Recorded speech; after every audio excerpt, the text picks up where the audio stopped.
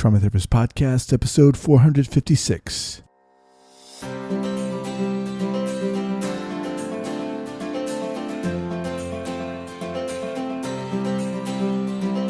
All right, guys, welcome to the Trauma Therapist Podcast. My name is Guy McPherson. My mission is to raise awareness of trauma and to support new trauma therapists just starting out on their trauma-informed journey. I do that through this podcast and my membership community, Trauma Therapist 2.0. If you're a therapist of any kind interested in learning about trauma and you're looking for support and inspiration, I invite you to check out Trauma Therapist 2.0 by going to traumatherapist2.com. That's Trauma Therapist, the number 2.com. All right, let's get started. All right, folks, before we get started, I want to thank our sponsor, Sensorimotor Psychotherapy. And they are going to be presenting a live webcast this Thursday, June 11th, titled Understanding and Addressing Hopelessness and Helplessness Through the Lens of Sensorimotor Psychotherapy.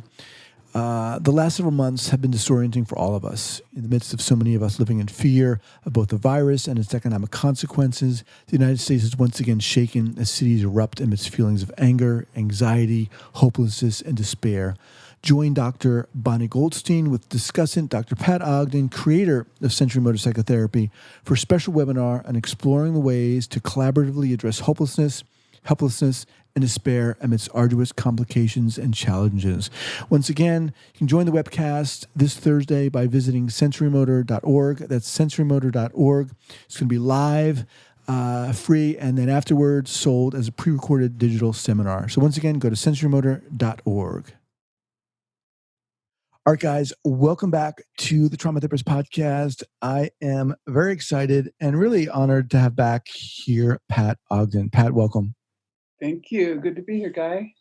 So Pat is a pioneer in somatic psychology and both founder and education director of Sensorimotor Psychotherapy Institute, an internationally recognized school specializing in somatic cognitive approaches for the treatment of posttraumatic stress disorder and attachment disturbances.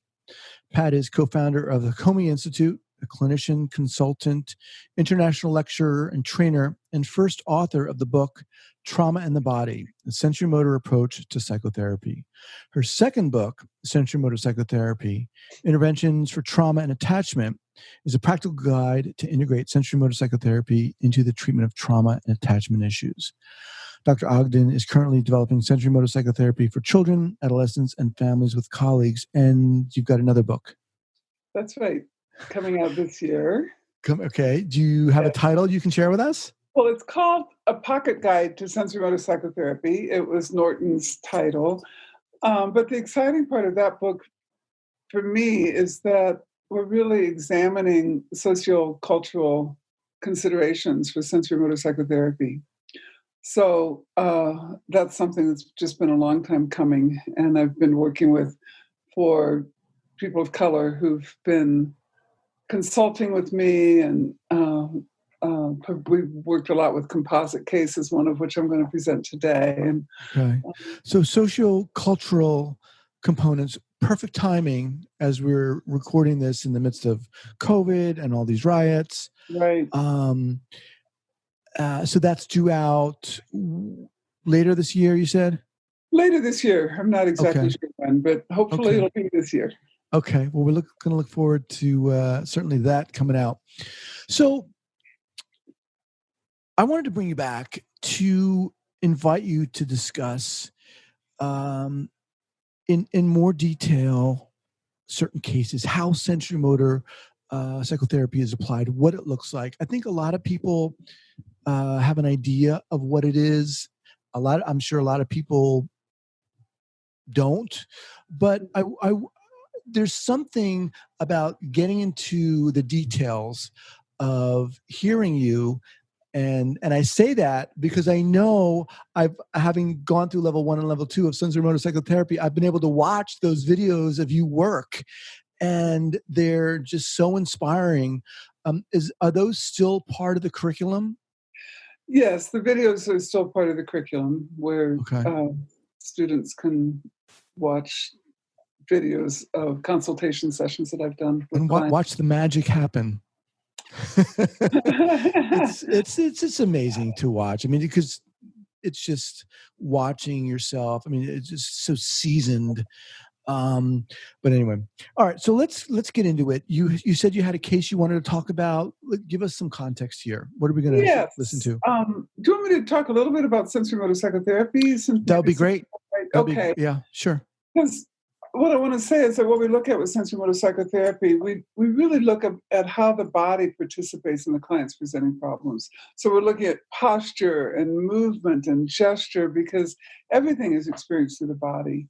So the body becomes a viable avenue for exploration and change.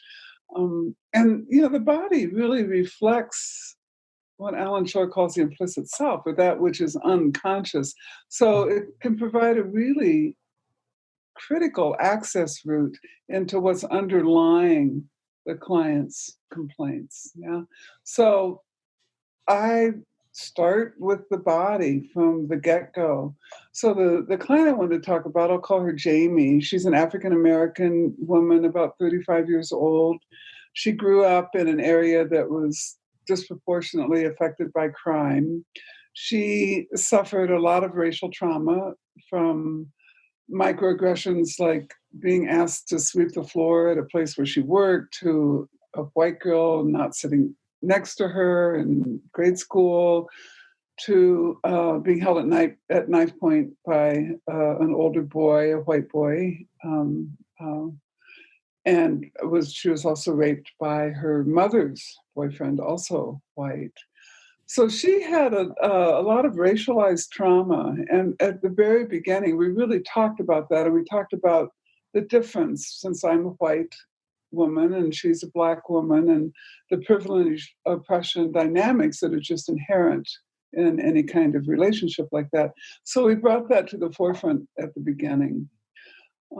She'd had so much trauma, so when people experience trauma like that, they often have parts of themselves that are rooted in defensive responses, like, instinctive defenses of fight, flight, cry for help, freeze, and feign death. And some of her problems was related to that. She just reported that she struggled with addictions,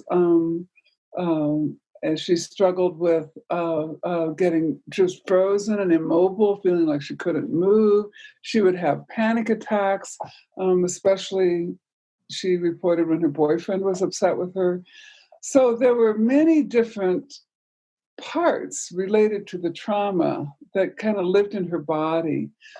So we started out the therapy by talking about that because she didn't really understand that a lot of her dysregulation was due to past trauma. That's what trauma does. It dysregulates the nervous system, and people are often left with these traumatized internal parts that have behaviors that are often described as liabilities by clients.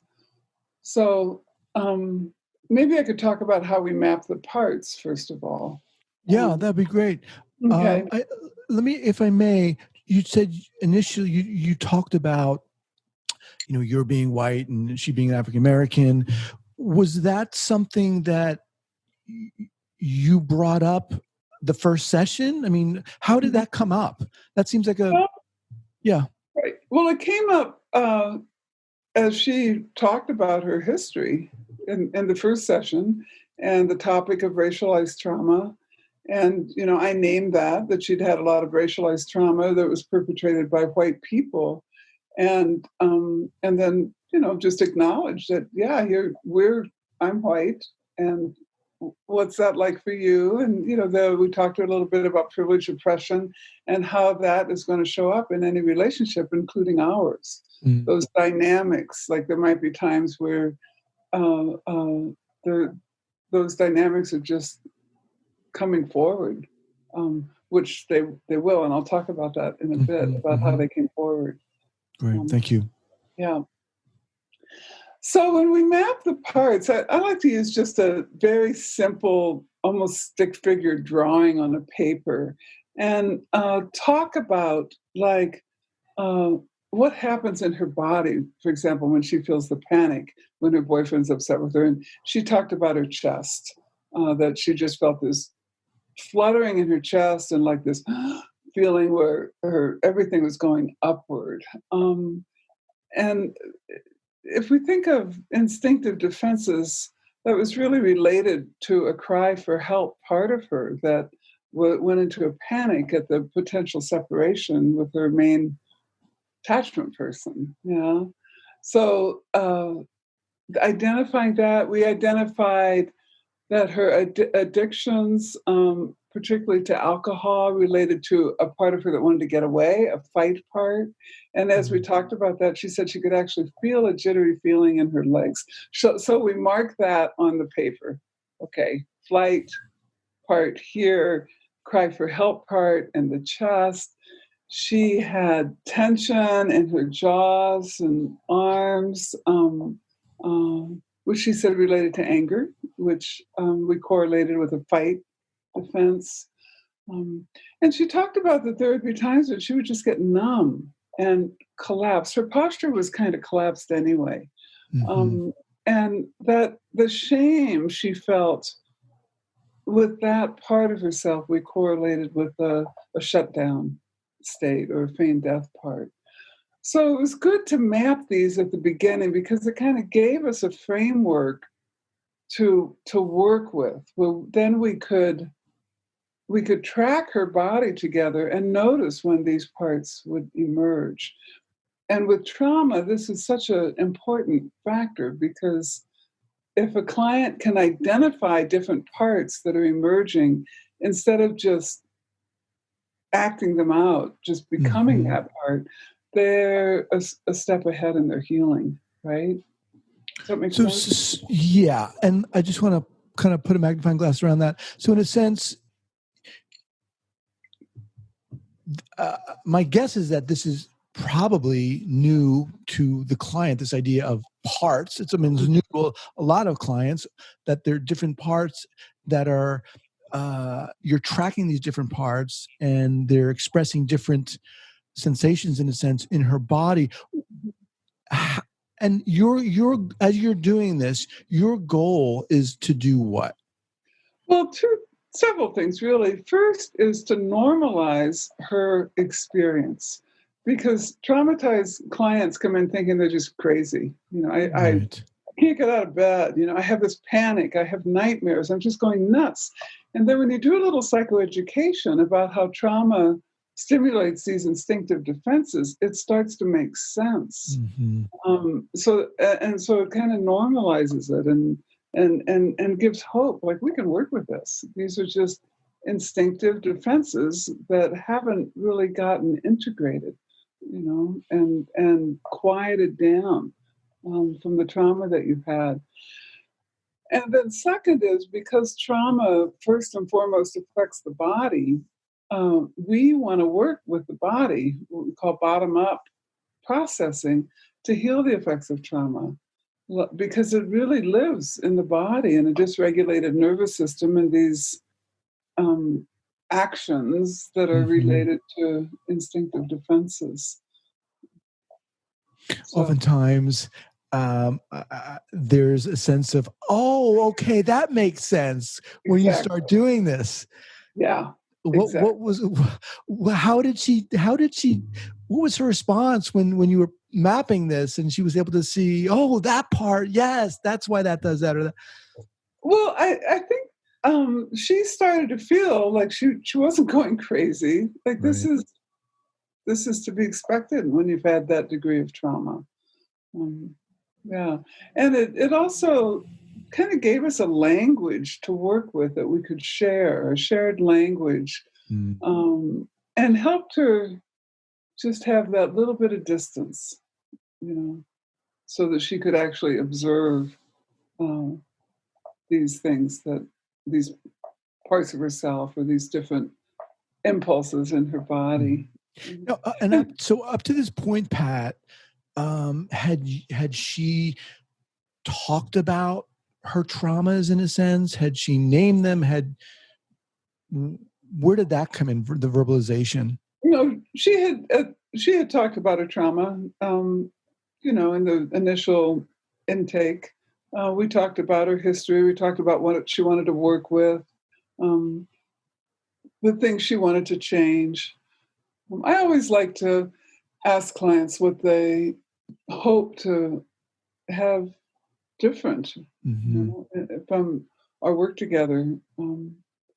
That gives me a direction, and I can use their goals to, like, for example, one of the things that she said was that she just felt like I showed her that window of tolerance, you know, and we talked about arousal, and she said she just felt like she was out of that window Mm. all the time, and she didn't like that feeling. So I said, well, let's start with something that will kind of resource you, which is standard phase-oriented treatment that was pioneered by Piaget in the late 1800s. The first goal would be stabilization of arousal. Um, so early in our session, I asked her if she could remember something positive, because if she could remember something positive, it would affect her body in a certain way.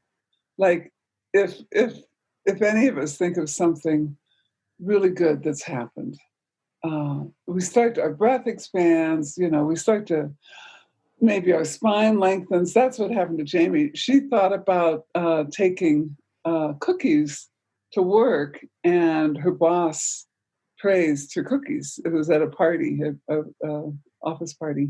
And so if she just stayed with that feeling of his praise, her spine started to lengthen, and her breath started to expand.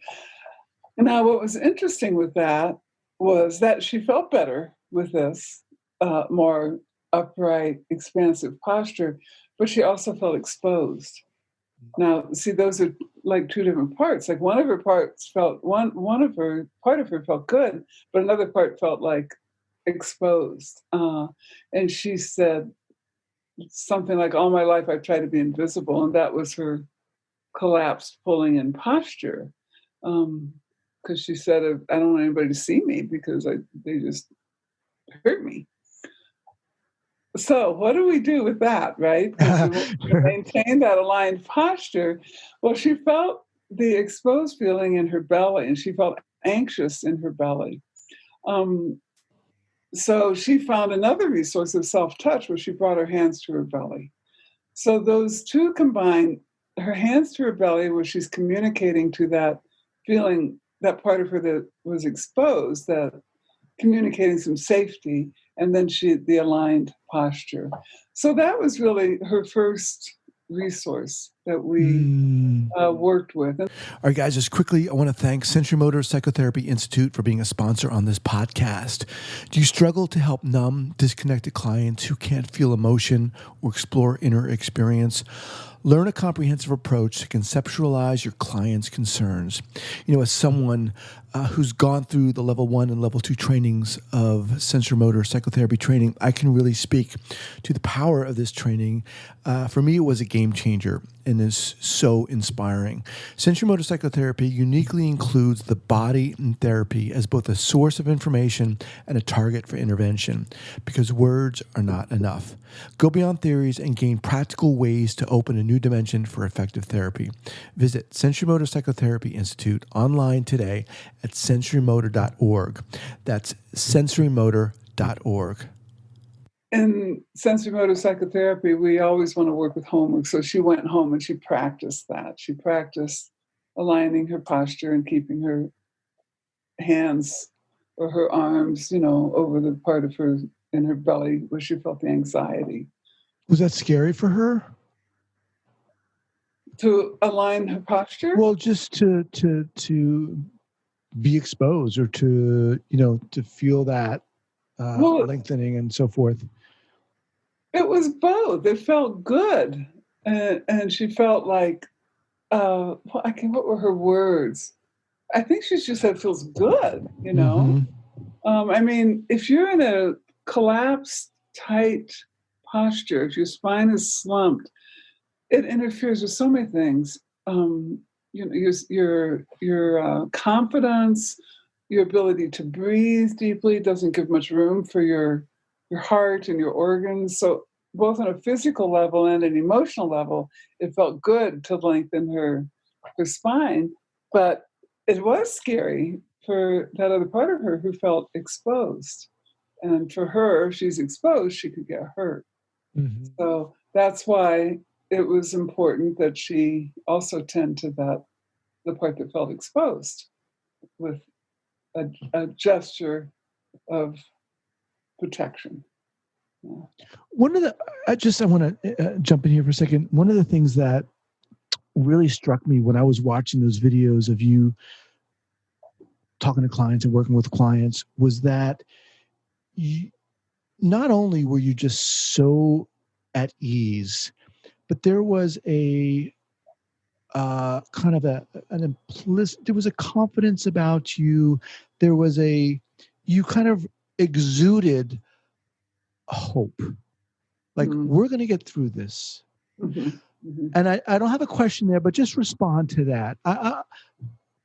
Well, this work in sensorimotor psychotherapy is based on foundational principles that I really believe in. One is organicity, a term borrowed from Gregory Bateson, that has to do with that each living system has its own intelligence and its own path to evolution, and that it's always there. And so, as a therapist, you want to create the context where that intelligence can emerge. I mean, if you have faith in that the client is moving towards healing and health anyway, they are, given the right conditions. All you have to do is create the conditions. So I do have confidence and I do have hope. There's that concept, it's a Taoist concept, I believe. It's called Wu Wei, I think that's the right way to pronounce it. And it's about non-doing, because if you're going in the direction that the system is already moving in, you're just kind of nurturing it along. You don't have to do a lot. So every client you can capitalize on that own organicity. They're already moving. There's already the impulse to heal, the impulse to wellness. And all the therapist has to do is follow that impulse. Makes it a lot easier. You don't have to push. You don't have to push, So she's moving along here. She's feeling resourced in a sense to a certain degree. How do things unfold with her? Well, there were different elements. I remember one kind of important memory for her was coming home from school, and she asked her mom for a hug. And she had a really bad day. And her mom said, you're too big for hugs. And she felt so rejected. And she felt so alone. And there were a couple elements of that. I mean, this was one way that racial history came into the therapy room, was that we wanted to contextualize that, because Black girls are often socialized to exude this veneer of strength and toughness and self-sufficiency, because they have to deal with so much strife, like Jamie did in the world. So Black children are often encouraged to be tough. And we talked about that. There's many authors and research that have written about this. And we talked about that, not to take away her pain in any way, but to contextualize what had happened to her. And then from there, we could more easily work with that internalized message that was emotionally painful for her, because the message was, I don't deserve support. I'm just on my own. I don't deserve support. Yeah. So when she then, after we kind of contextualized it, she this is kind of how it works in therapy. We sort of go back and forth between working purely bottom up with trauma, and then working with emotions, the body, and beliefs when we're dealing with attachment related wounds. So this was a wound I don't deserve to support that she learned in relationship with her mother, and and when we went into that wound, her body started to collapse again. Um, but and that really represented this child part of her that was so hurt and in so much pain about feeling so alone and undeserving. So at this point, we were able to kind of stay with that collapse. She went into the feeling. She cried, and from it's almost like when a person can express that pain of the younger part in the presence of an empathic therapist, which she didn't have as a child. She didn't have that empathy. Then something opens up, right? And things can start to shift. So um, after the tears, we were able to work with shifting that belief. I remember I said to her, I wanted to say something to that child part to find out what happened to that child that she was so in touch with. And the words I said was, "You do deserve support." And after the tears, she could take that in, and it felt true to her. Yeah. And what was really nice was that she could also communicate that to the child part, herself, her adult 35-year-old self. So together we were recognizing, that concept of recognition that the psychoanalysts talk about, that the recognition of another person gives meaning to your feelings and your actions and to who you are. So in a way, both of us were able to recognize that child part and all her pain and all her need, and then that child part could feel the nurturance and the acceptance. Yeah. And then we worked with the posture again. Can I just say this one more thing? Yeah, of course. Because the child part was a part of her that kept small, and the adult part, could find that alignment. So this time we worked with her body differently, where she went into the body of the child, which was more collapsed, and then she went up into a more aligned posture, but which kind of left that hurt little girl behind. So we experimented together with going into the collapse and then finding that degree of upright posture that included that child rather than excluded that child. Wow. And it was palpable. She could really feel it, It wasn't a big all the way alignment. It was kind of halfway. And then she could very tenderly still be with that child part. That was really cool element. Wow. Yeah. You talked about attachment trauma and the way you work with attachment trauma. You said that you kind of go back and forth between working with the body and working with emotions. Oh, why is that? Well, and that was illustrated in that last little segment that, through our attachment relationships, we're making meaning, and we're formulating beliefs that really live in the body as well. But there are strong emotions related to, as John Bowlby would say, the formation, the disruption, and the maintenance of attachment relationships. Like Jamie had such strong emotion around that memory with her mother.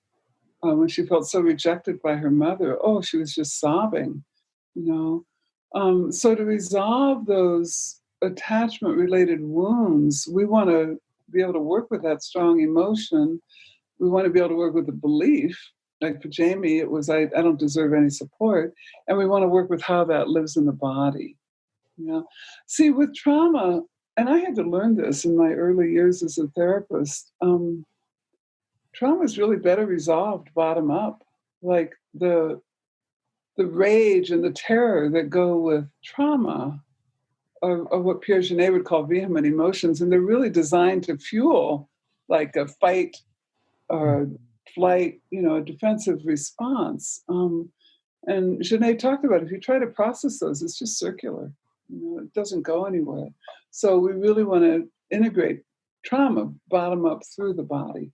Whereas with relational wounds, we work with beliefs, with cognition, emotion, and the body, kind of all three. Yeah. So hence the back and forth. Yes. Yeah. Every client that I've ever seen, I think, has both. So yeah, we weave back and forth. Yeah. After that, go ahead. No, I was just going to say, and in terms of sensorimotor psychotherapy, for those people who are listening, what would you say that the tools that it gives therapists to do what you're talking about? Yeah, basically, sensorimotor psychotherapy will give.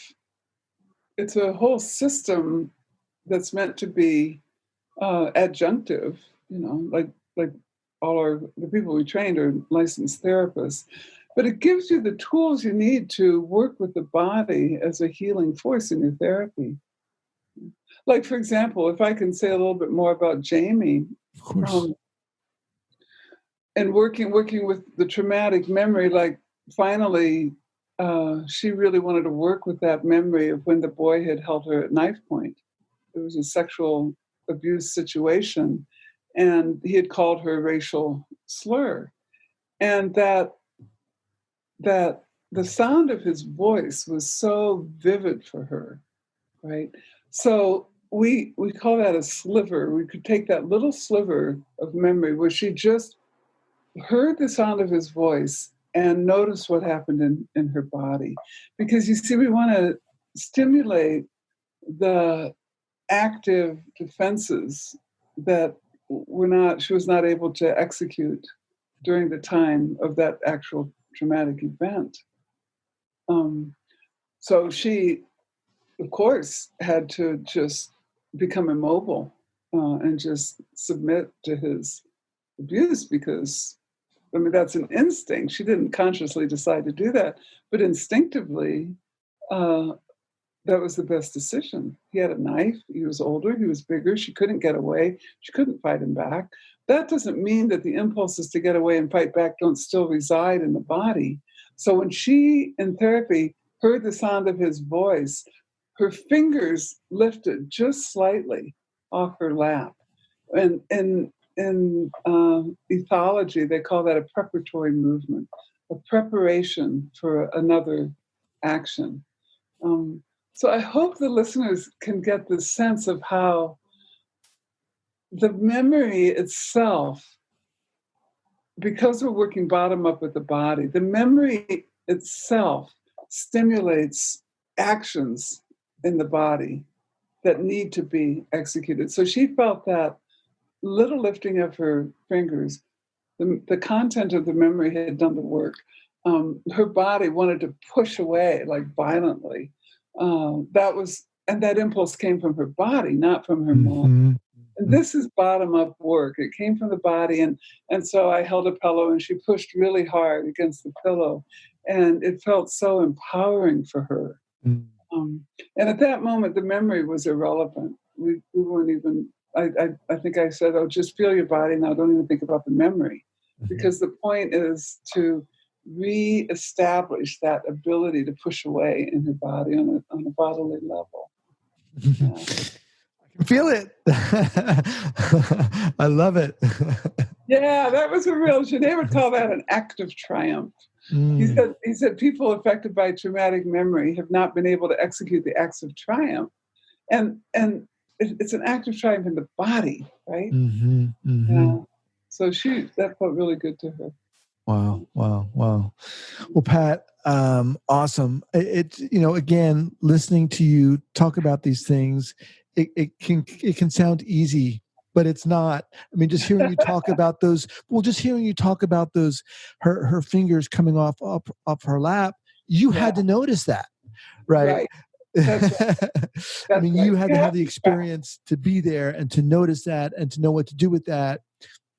But That's just to true. hear you talk about that is just, it's exciting to me, to hear you talk about that and to learn what happened, how things unfolded for her, and how she was Mhm. able to uh, manifest that in her body. Mhm. Wow. All right. So as we close up here, your new book is coming. Going to be coming in several months. We'll obviously keep up to date on that. And you folks have a webcast. I'm going to talk about that after in a little bit, but Okay. it's a pleasure having you on here. It's more than a pleasure. It's an honor having you on here and Mhm. pinning you down to have you talk about these details like this. It's exciting. And I know my listeners are like, yes, Guy, you got it. Well, And it's great to share this with you. Thank you. yeah, I appreciate it. And we'll talk soon. Okay. All right, Sounds good. Pat. Thanks so much. Okay. Bye-bye. Bye. All right. Thank you so much for checking out the podcast. I really appreciate it. And if you're a new trauma therapist, if you're a student, if you're passionate about learning about trauma, if you're just starting out on your trauma-informed journey, I want to invite you to check out my membership community, Trauma Therapist 2.0. It's specifically dedicated to therapists of all kinds who are just starting out, who want to be around other people who are doing this work, who are passionate about learning and learning from seasoned professionals. Check out Trauma Therapist 2.0. That's Trauma Therapist 2.com. Traumatherapist 2.com. All right. Have a great day.